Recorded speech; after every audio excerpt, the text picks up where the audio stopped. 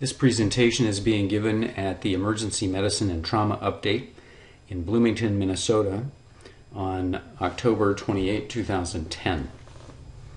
This specific presentation is Torso Trauma Update. My name is Michael McGonigal. I am the Director of Trauma Services at Regents Hospital. I oversee both the adult and pediatric Level 1 trauma centers. I'm going to really discuss three things. The first is some new developments in the use of FAST exam, things that we've learned that show us that it's a little more useful than previously appreciated. I'm going to go over the diagnosis of abdominal and pelvic vascular injury with imaging techniques. And then finally, I'm going to look at the link between the number of abdominal operations a trauma center performs and the mortality of those patients. Well, first let's talk about FAST and penetrating trauma. FAST was originally developed for diagnosis in blunt trauma, and it's been a pretty good test. After initial wildly positive results, we finally came to the reality that it's pretty good, and it's got a good sensitivity, good specificity, negative predictive value is good, the accuracy is up there. And so it is something that we routinely use in patients with blunt trauma. What we've done, for the most part, in penetrating trauma is to use it as practice. We know that patients who have penetrating trauma are a little more likely to have blood in their abdomen, and so we do it in those patients just for the practice, since it's not very easy to find blunt trauma patients with positive exams. Now, here's the question. Can we use FAST to confidently rule out either a peritoneal or cardiac injury after a penetrating injury? The group, and this was from downstate in Brooklyn, I believe, selected 148 studies in a Medline type review. They were going to do a meta-analysis. They selected out patients who were all 12 years or older. They had to be hemodynamically stable, and they all had to have some type of confirmatory test, a local wound exploration, CT scan, or an operation. Now, after applying the selection criteria, they found that of those 148 studies, only 8 were left for review. None were prospective randomized studies, and 4 of those had some irregularities that made it difficult to make comparisons. So they were left really with 4 papers. And what they found was that the specificity is excellent, the positive predictive value is great, and the likelihood ratio is also strong. So what this really means is that there are 2 things. If you have a hemodynamically stable patient who has penetrating torso trauma and the FAST exam is positive, that is strong enough evidence that that patient can then just proceed to the operating room for laparotomy. Conversely, patients in that scenario who have a negative FAST exam are stable enough to be sent over to CT scan. They don't need any quick trips anywhere. Just business as usual, take them over to CT scan if that's appropriate, or whatever the surgeons think is best for this patient. Well, let's move on to CT in abdominal and pelvic vascular injury. CT has been around since the mid-1980s, at least in a format that can admit a body. And it gives us a nice non-invasive technique for getting high-quality images.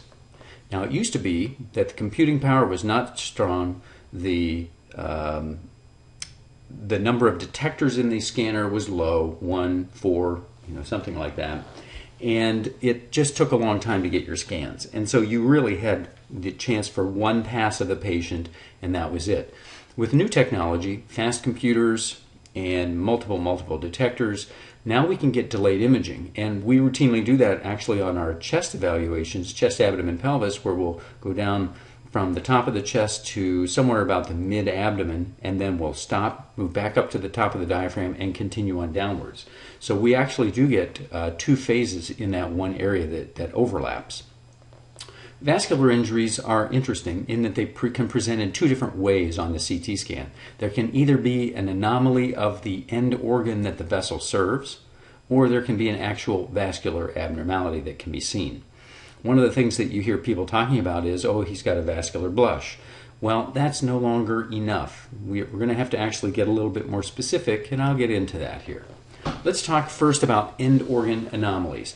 Now on the right you see two images, same patient, top of kidney, bottom of kidney, and you can see that the left kidney does not light up, at least at the superior aspect of it, whereas at the bottom part, despite the motion artifact you see there, it does light up. So you have hypoenhancement of the superior pole of the left kidney, which would indicate an injury to one of the branches of the renal artery that go to that area. Persistent, okay, let's switch to vascular abnormality. These things are a little trickier.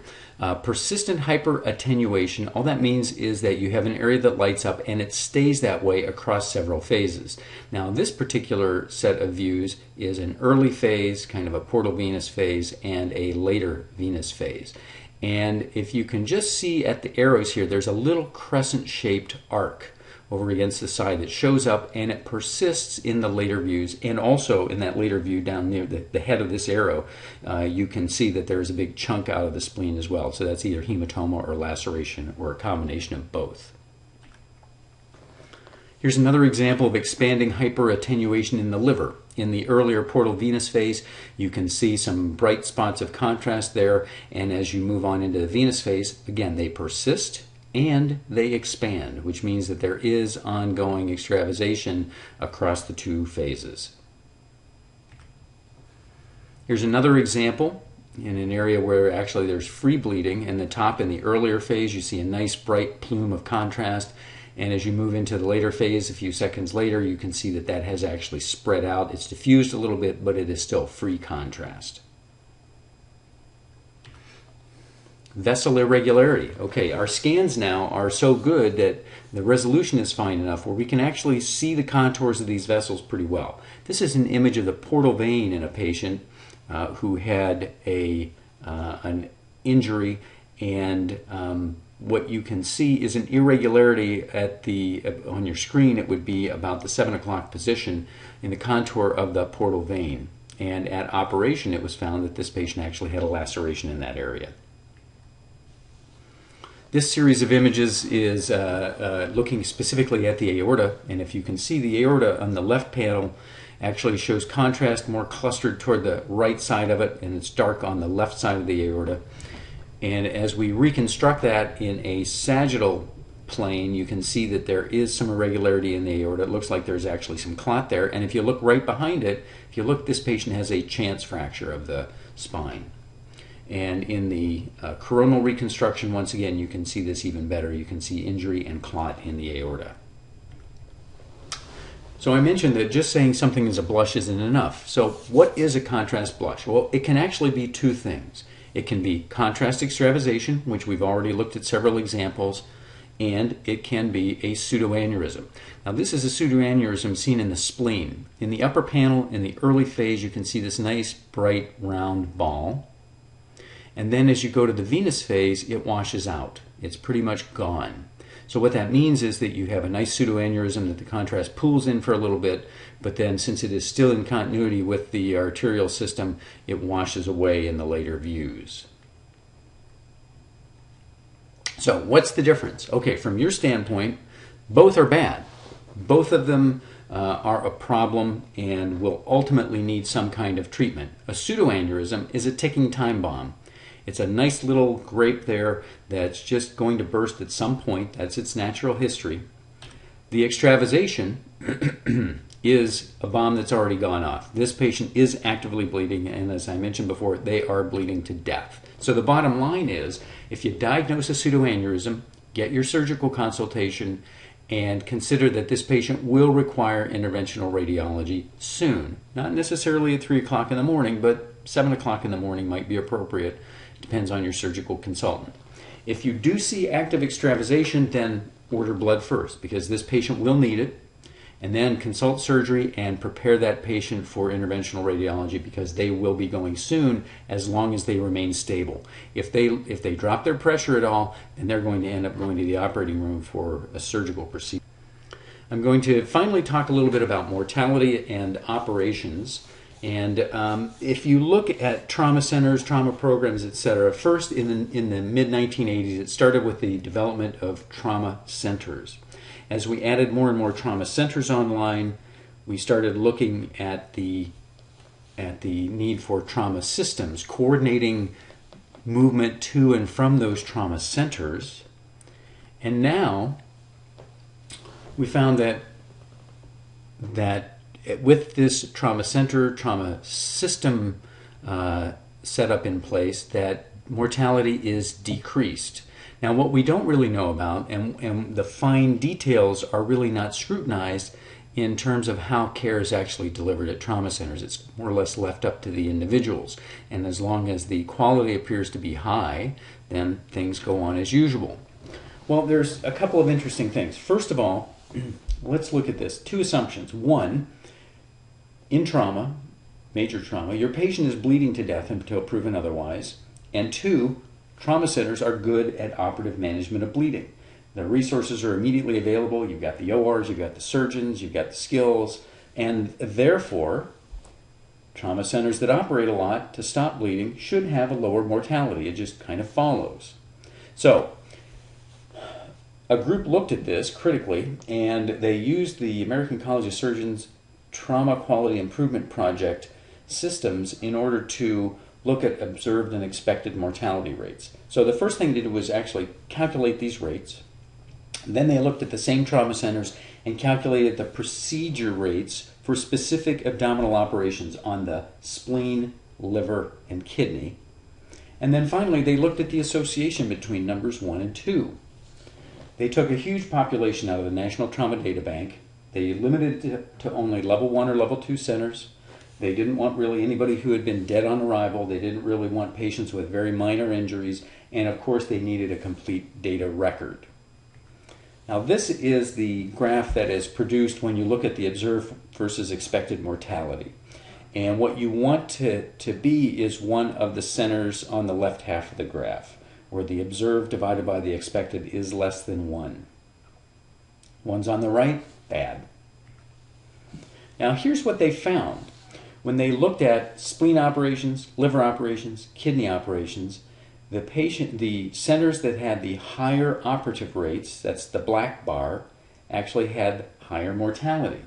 And the patients who had lower operative rates had lower mortality. This is at odds with what we would expect.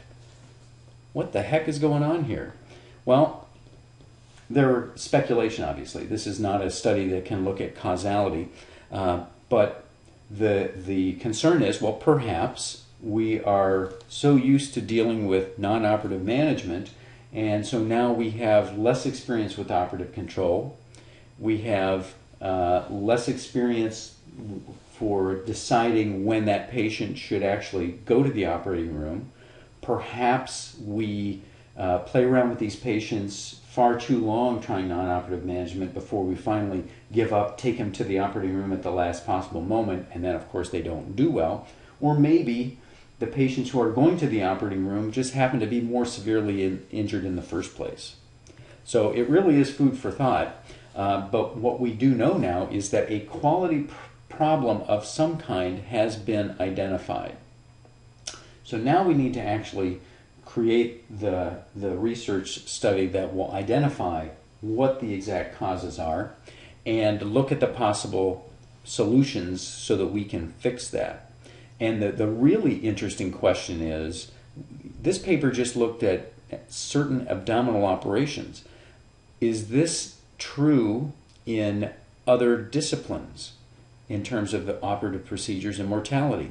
What happens if we apply this to orthopedic surgery? What happens if we apply it to neurosurgery? This could be a very troubling issue, and it deserves some good research very, very soon. For those of you who would like to get copies of the slides or to watch this presentation on video again, you can see this on the Trauma Professionals blog. I've got the address at the bottom of the screen. The video is also available on YouTube under Regions Trauma, and actually this is already posted. It's up there and available as of this morning. This is 3 slides that show you the bibliography for the papers that I presented here this morning. These are also available on the Trauma Professionals blog. I would like to thank you for your attention, and if you have any questions or comments about this, please feel free to comment or send me an email. Thank you very much.